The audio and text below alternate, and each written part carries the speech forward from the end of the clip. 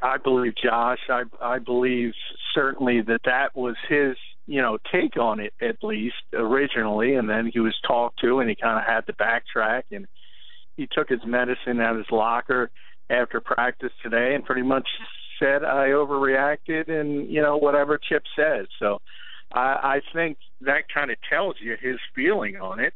And I don't think it's that big of a deal, really. I'm surprised that people are people are surprised that this is a very, simple offense. Talked about again today after practice. He admitted it's not very complex. It's all based on tempo. And when the tempo's not there, it looks the way it looks, right? All right. Look, he and Huff went to Oregon, so it's not like these two guys are don't have a relationship or a background together. They know each other. Did you sense Huff kind of annoyed by the fact that Chip kind of threw him on the bus a little bit? A little bit. And let me just paint this picture for you. And this is rare, and this is the only reason I say it. And, take it for the conspiracy theory you want. But the Eagles people were standing right by Josh Huff's locker. And, that'll happen occasionally with big-name players, but very rarely for Josh Huff. So, I think he was he was given a talking to by the head coach and, basically said to toe the line, and he kind of walked back and did that today. I don't think it was, he spoke out of turn. I think, by Chip doing this, he's making a bigger deal out of it than it really was. But, that's part of it, and he wants control over every aspect of this organization, and I think he kind of wielded that today. With that being said, all right, so yesterday Billy Davis says Kiko Alonso's out. Today Chip Kelly says, well, there's a shot today. Are the coaches not on the stage? Well, there's another example. You lose credibility when you say things like that. I know how Chip Kelly is, and he's very fair. You criticize him all you want. He understands Kiko, in the best case scenario, is not going to be available for Sunday. So he trotted out and said that a day after Billy Davis admitted he's not going to be there against the Jets. I have no idea. It's one of those questionable things with Chip. He even, leads you down the wrong path when he doesn't have to. It's one of those head-scratching things, and it's where he gets himself in trouble sometimes. I mean, there's no real upside. The Jets know he's not playing. You're not having any kind of competitive advantage. So, I don't understand why he did that. So, will Alonso play? No, he's not playing. The best case scenario is he's out 2 to 3 weeks. That's the best case scenario. Worst case is obviously a season-ending injury if he decides to undergo the surgery. So even if everything falls correctly and everything, the unicorns come out and the sun is shining on Kiko Alonso, he's still not going to be out there for 2 or 3 weeks. John McMullen, 97.3 ESPN.com. All right, DeMarco Murray will undergo an MRI on his injured hamstring. What is the feeling there? I know he didn't talk today, but if he's getting an MRI on the hamstring, is that good news? Obviously, it's not good news, but, I mean, is this just precautionary, or is there a feeling that he might not play either? Well, Ryan Matthews thought he was going to play, didn't think it was very serious, but we'll see. Obviously, he's not a doctor. The second part of the conspiracy theorist today was the fact that DeMarco was scheduled to speak, and all of a sudden he came up with a hamstring injury in practice, and injured players don't have to speak. And some people speculated that, he's so upset, obviously, with 11 rushes on 21 carries.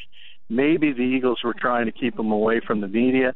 I'm not going that far. I understand people who have speculated that. I'm sure he did tweak the hamstring, and we'll just have to see how serious it is. Obviously, it's not positive, the fact that he's not out there and had to lead practice. But it is one position they have some solid depth at. So, and a lot of people think Ryan Matthews is a better fit for this offense anyway. So, obviously, they have some problems running the football here, and, Murray being out, does it matter? I mean, if they lose Murray, of the guys who are hurt, is he the guy who matters the least? Or you put a lot of money into this guy, is this going to be a big issue if he's gone?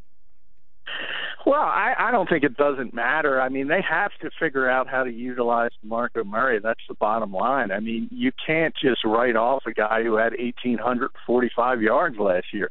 I mean, this is the NFL's reigning rushing king. To me, it's astonishing that people would even speculate that and say it's a possibility. They have to figure out how to be more effective with him in the lineup. And by the way, also Ryan Matthews, who they paid a lot of money to. This was supposed to be the strength of their offense, and it's been anything but.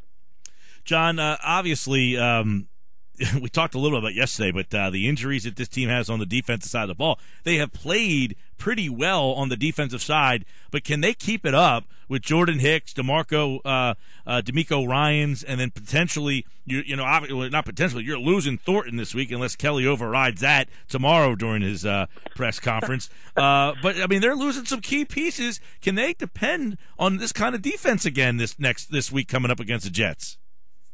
Well, I think they can this week simply because the Jets are not very explosive offensively. So that part of this game is a good matchup for them.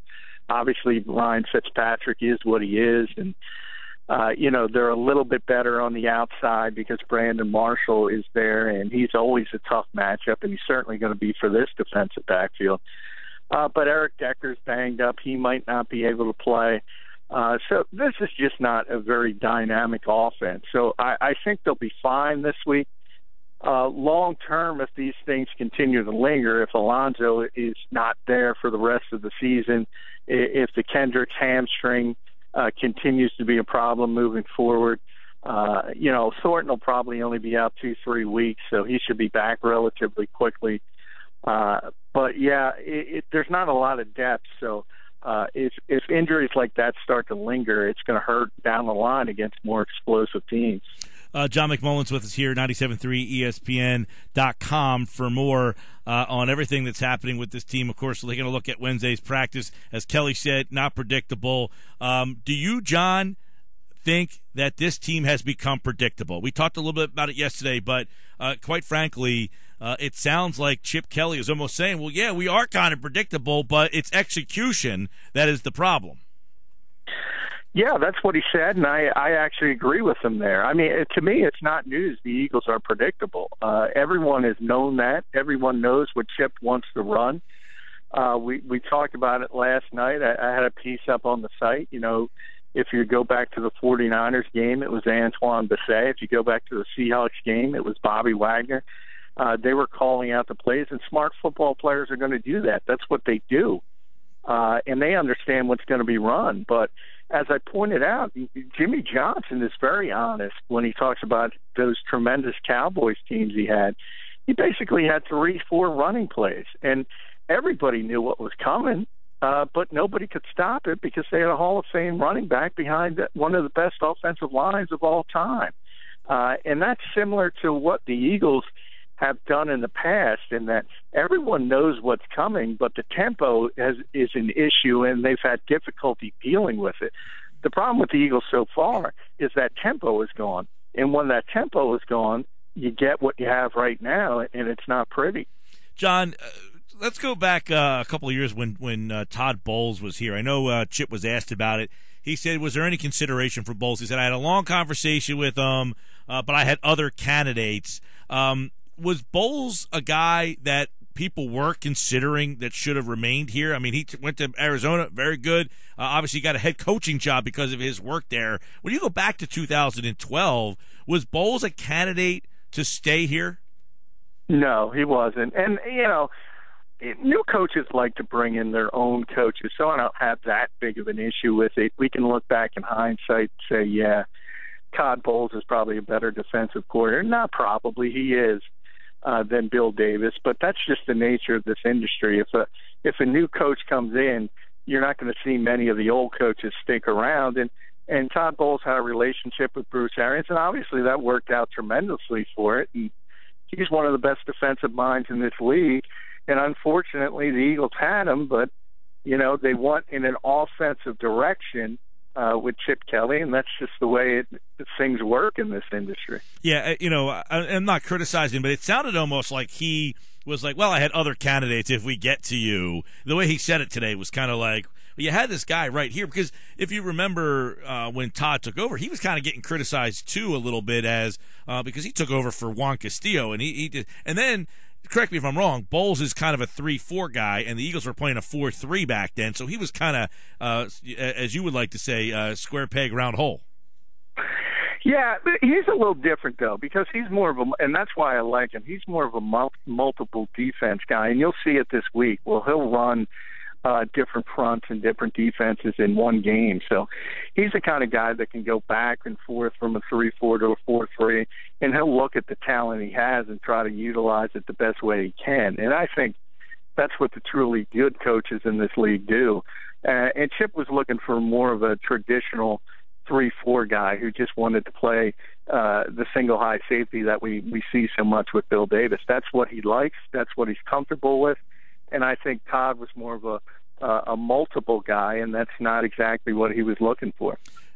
John, we know the Eagles' offensive line has not played well, but who needs to step up on the offensive side of the ball to get this thing going? Is it a wide out? Is it one of their running backs? Is it Sam Bradford? Who's the guy that's not playing to the level that you thought they'd play?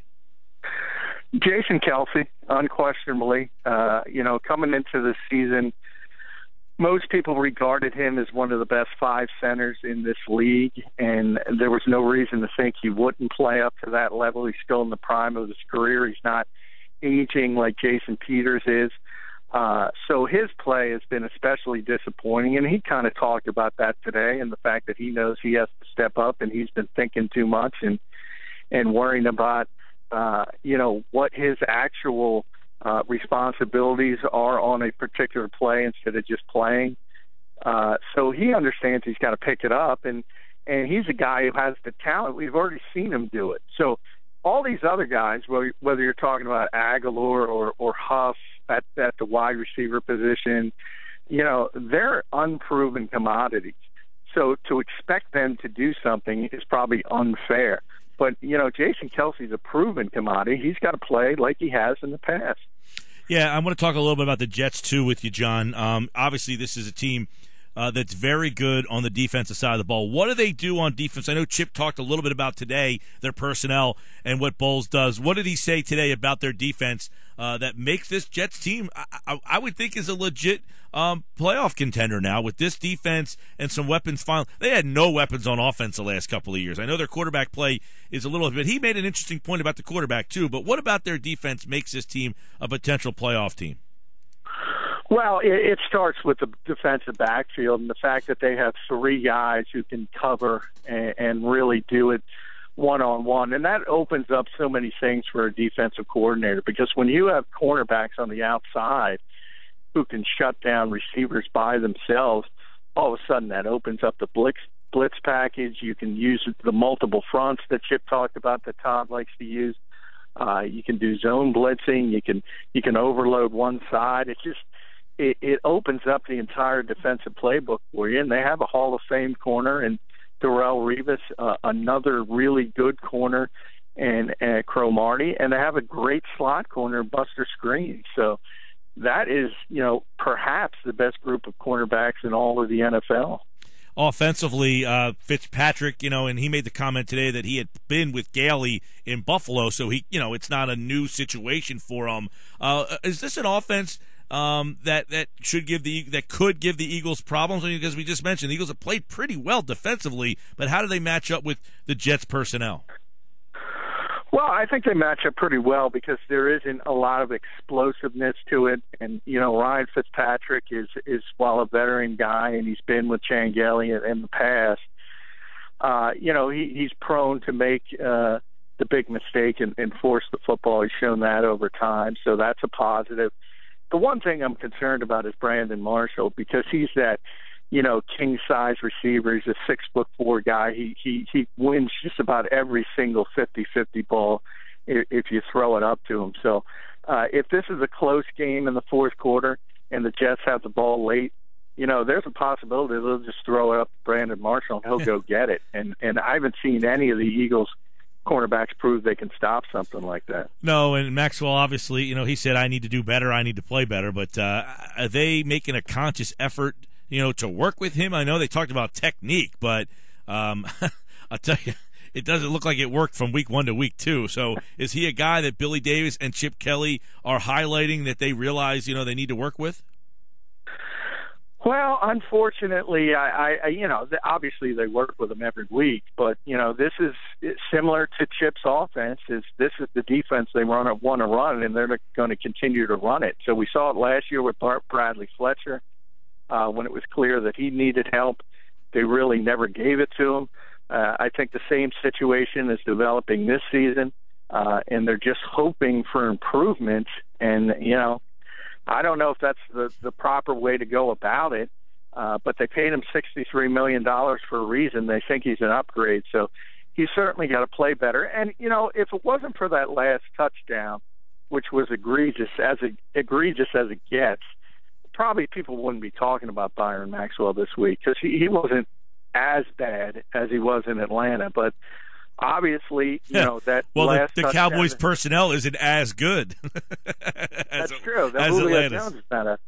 But, if that play didn't happen, and Maxwell kind of spoke out of turn also this week when he was talking about how tired he was and the fact that the defense was on the field for 40 minutes, some people can paint that as an excuse.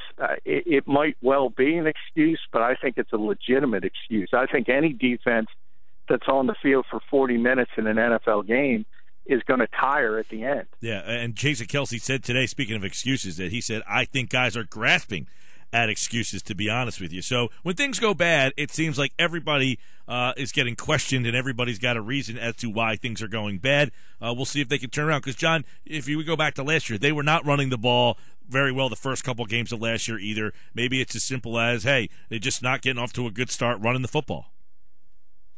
Yeah, I mean, that's obviously part of it. It really is, because when you're losing, and forget about the fact that you don't run the football. Normal teams, if they have trouble running the football, well, you'll see a running back maybe have 10 carries for, 23 yards or something like that. They're still going in a positive direction for the most part. The Eagles have been so bad, all of a sudden they're in 2nd and 15 if they try to run it, and they're behind the sticks, and that's a big problem. If they just take a small step forward, and whoever plays this week, whether it's Murray or Matthews, has a pedestrian day of, pick the numbers, 15 carries for 45 yards, that'll make this offense a whole lot. Something as simple as that. We'll dive more into this game throughout the week with John. Of course, tomorrow we'll look at that Thursday night game, too, which includes 2 NFC East teams and how that really plays in to Philadelphia's going forward here. A lot of 0-2s. Philadelphia is one of them. They take on the 2-0 Jets. We'll break this game down more tomorrow. And don't forget, for all Eagles news, go to 97.3ESPN.com, where right now John has the latest on Josh Huff and Murray as well, who leaves practice today. All right, man. We'll talk to you then. Hey, thanks, Mike.